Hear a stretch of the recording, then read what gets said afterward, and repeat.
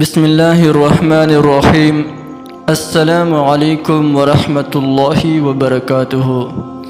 ډیر محترم ورونو، نن د هغه کس په باره کې چې هغه چا تختولی وي یا هغه لاپته شوي، موږ غواړو چې دا کس به څنګه واپس راولو. یو اسانه وظیفه درته هم په ډېر لږ وخت کې به الله تعالی فایده کړي.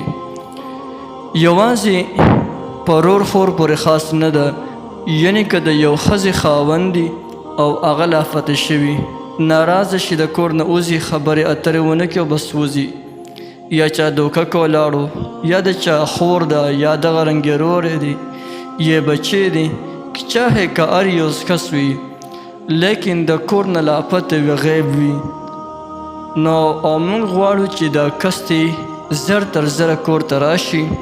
نو دا وظیفه رب انی مغلوب فانتصر هم په دې ترتیب سره کوئ.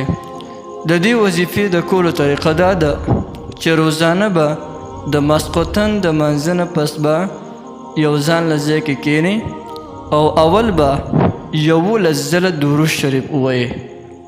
درود ابراهیمي به 11 ځله ووایئ.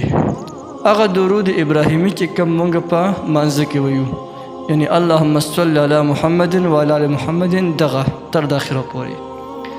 او بیا د هغې نه پس به 1300 ځله دا کلمات ووایئ: رب انی مغلوب فانتصر، رب انی مغلوب فانتصر.